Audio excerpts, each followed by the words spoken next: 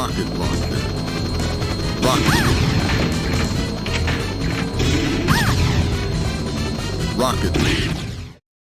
Hey everybody, welcome back to Video Game Esoteric on our very long-running series, the Unported Playlist, where I take a look at my favorite unported arcade games of all time, and we are involved in Unported Hall of Fame right now, where I take a look back at some of my earliest videos on my favorite unported arcade games, and I will say that this is a double because 1, the Outfoxies is one of my favorite games of all time, and 2, it is the #1 game people ask me if I've covered yet, and that's probably because I did it almost 4 years ago at this point in time. So guess what? We're going to talk about it again. Before we get too far involved though, if you need a huge favor, go down below, hit like and subscribe. That notification bell definitely helps us out. And if you feel so inclined and want to support the channel, we got a Patreon link down below as well. But the Outfoxies is a spectacular game, a highly underrated game, and a game that basically seemed to inspire so much more that would come after the fact. This is basically Smash Brothers and Power Stone all combined into one, but before either of those games would ever exist. It is a fighting game, but it kind of plays like Elevator Action Returns in the same respect. It has that feel to it even if it's made by a different developer. It is a very simple premise. Enter a level, kill your opponent before they kill you. It is the simplest thing to pick up and play, but actually understanding the levels, navigating the structures, and dealing with the absolute chaos that is the Outfoxies is where so much of this fun comes from. Because at the beginning of this stage, your opponent John Smith lit off a fuse in this building, and it's 100% going to blow up if you do not kill him quickly enough. Now you have basic melee attacks, punches and kicks, which are basically almost entirely useless. You can stagger your opponent with them, but it's not the fighting mechanic you're going to want to use. But spread throughout the level in crates as well as just on the ground when you start are a ton of different weapons. Handguns, machine guns, grenades, rocket launchers, samurai swords, everything you could possibly imagine is in the game, and it is so much fun. And you'll see there, the AI is very intelligent. When you get a weapon that you can use against them, they're 100% going to book it the other direction. And because these levels are interactive and constantly changing, we both got swept up in a torrent of water. The levels will change, they will break apart, there will be dangers in the level like that generator exploding there, and that's how we ended up winning this match. We never even got down to the ballroom level. Depending on how long it takes you to defeat your opponent, the levels will expand or contract. And moving on, our next target here is Dweeb, and I love that they have a monkey in a top hat holding a banana, basically like their version of Oddjob from the James Bond franchise. You get a little bit of an intro, and then you go right into the stage, and within seconds, chaos ensues again.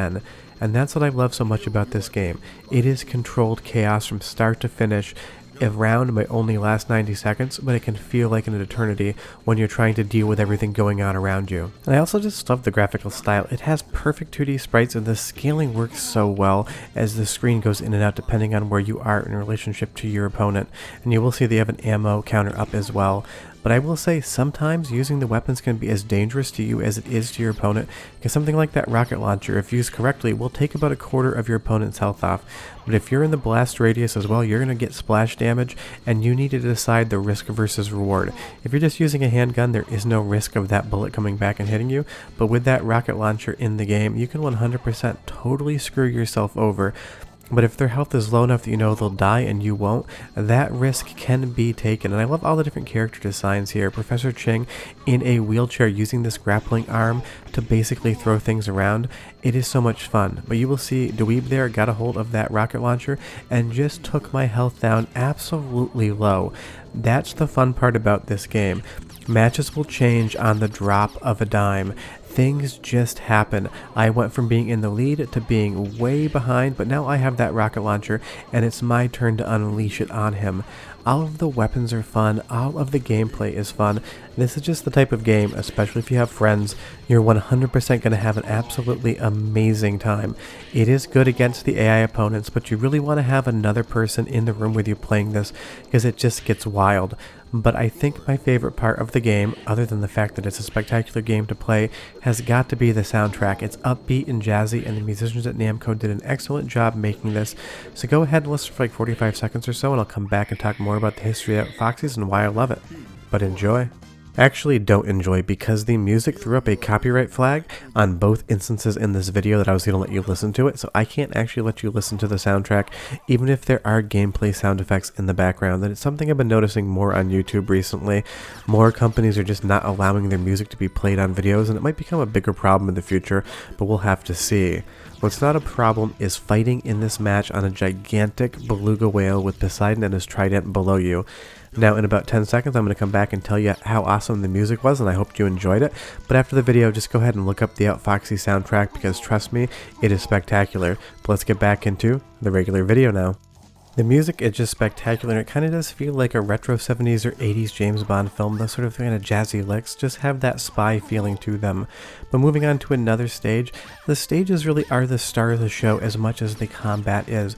There's constantly something going on, and we also have a situation where you should pay attention to what's going on with that whale at the top because he's definitely going to do something in a few moments. But there's always this traversal, there's always this navigation, and you have actual shark pits here that you can throw your enemy into. If they swim fast enough, they're not going to take damage, but if you get them in there and you stagger them, you can use the sharks on this stage to actually inflict damage to your enemies. It kind of feels like Austin Powers, except the sharks just don't have lasers on their eyes. But this game has such a great sense of humor. It's an action spy game, but everything going on around you is just kind of funny because you're going to see here Betty Doe just got chomped in the leg by a shark, and that shark did some of the work for me. And as the stage goes on, that whale drops down, breaks a tank, and the water level starts rising. That is what I also love about this game, is that the stages are not static. There is much something to factor in as where your opponent is and what weapons you have. You need to be paying attention to what's going on in the stage because I now need to get the high ground so I can avoid those sharks, and Betty Doe has a little bit more of a problem. And as you get closer to the end of that timer, weapons are just going to start dropping. Suddenly 6 grenades just fall from the sky and you need to 100% worry about it. But Betty Doe there just kind of got a little bit of a self-kill and the sharks finished the job. I love that in the end it wasn't me who won the match, the sharks did it for me. But another great thing about the game is that it's always mixing the type of stages up you get. The last stage had a ton of verticality, but now that we're on to the train stage, everything is very linear. You can move left and right, but there's not many places to hide, so you really have to take the combat to close quarters, which makes it feel completely different, and I think it does a great job of that. And it's so obvious that this game inspired so many things. I mean, this is basically just Smash Brothers in 2D. It's basically just Power Stone in 2D. Only difference is it's a 2-player game versus a 4-player game, and that is like maybe a slight miss. It would have been fun to have more people involved, but you're getting a 2-player game here. But trust me, when you have friends in the room, when you throw some drinks in the mix and everyone likes a good fighting game, everything, it just gets absolutely wild. It's some of the most fun you can have. And it is so unfortunate that this game is so underrated and rarely talked about, but the people that know it's good really do know it's good, because I get asked about this more than any other game that I've ever talked about on the channel as far as Unported Arcade games are concerned. And that actually makes me happy. I'm not the only person out there that loves these sort of things. Now, if you do want to get an original PCB, bring your wallet. It's well over $1,000 at this point in time. But I do think it's worth it. What I really hope one day is to get a Mr. FPGA core for it. That way we can have a perfect experience without having to spend $1,000 on one game individually. But I would say if you love this game, it is worth the money, and I am trying to find a PCB to buy for my collection because this is just a special game. You can see how it stands on its own as being so unique, and you can also see how it inspired so many things that would come after it. This to me is just a perfect gaming experience for the arcades. I love it, and I said earlier I absolutely love the soundtrack and I would give you a second taste of it, so go ahead and listen for like 30 seconds this time and I'll come back and talk more about the Outfoxies. But enjoy.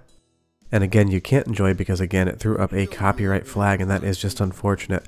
But as I play this game more in the background, I just love all the animation as well. Professor here and his arm, there's so many frames of animation in it, it moves so smooth, and with all of the sprites in the background and all of that scaling, it kind of feels a little bit like Point Blank-esque to me. It's almost like some of them look like cardboard cutouts, but I just love how this game looks and feels and how weird it is. You have a clown pushing a clown cart around, you have a clown juggling, there's going to be an elephant that comes out of the left-hand side screen soon.